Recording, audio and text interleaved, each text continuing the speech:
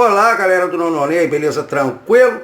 Então, nos exercícios complementares de hoje, sobre os estudos dirigidos, parte 5 e 6, nós temos como primeiro conteúdo o comparativo dos adjetivos. Lembra disso? Adjetivos longos, a gente coloca a palavra more antes deles.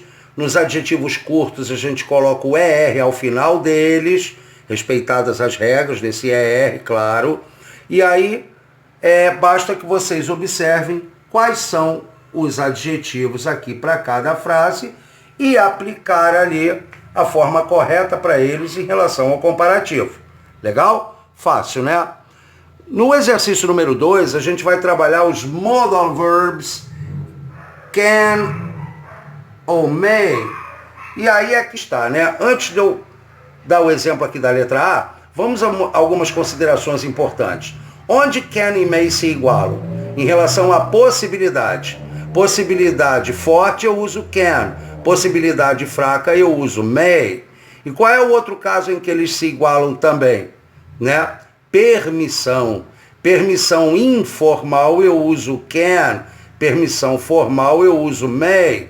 E qual é o caso em que apenas o can é usado? Em relação à habilidade. Recapitulado isso, então vamos lá na letra A. Já vou dar a resposta. May I come in, Dr. James? Posso entrar, Dr. James? Posso, ó, indica permissão. E uma permissão formal, porque eu tenho aqui a palavra doctor, doutor. Então aqui eu só posso usar o may, ok?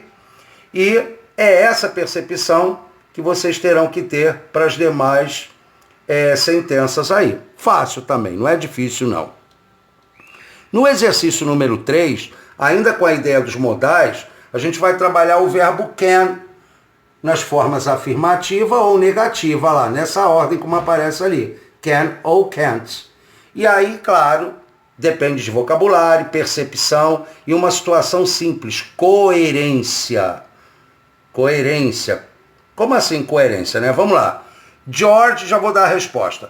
George can understand Italian, but he can't speak it. Ou seja, George consegue entender italiano, mas ele não consegue falar.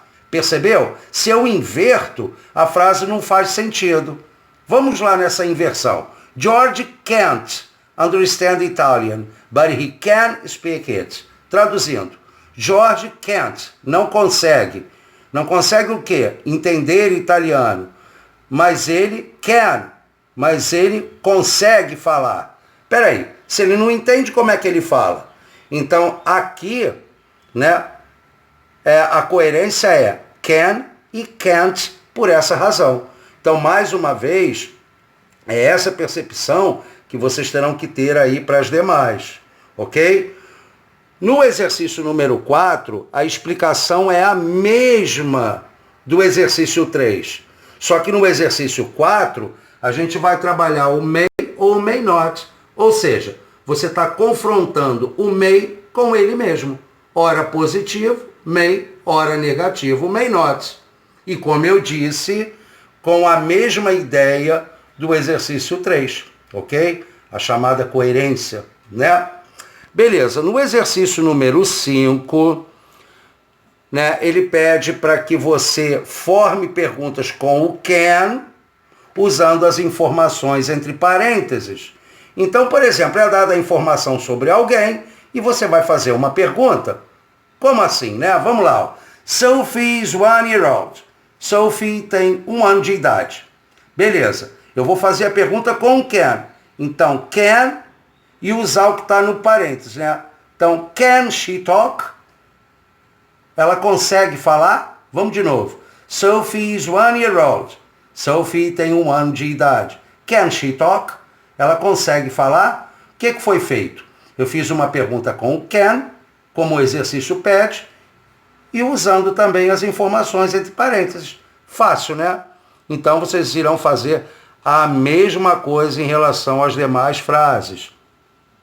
E por fim, nós temos a expressão be able to, que é uma expressão equivalente ao can, quando eu quero ser extremamente informal, né? Lembrando que o be, ele pode se converter em am, is ou are, para formar o am able to, is able to ou are able to, dependendo do sujeito da oração, né? Então vamos lá, letra A. Ó, Kelly can speak 5 languages. Opa, então eu tenho can.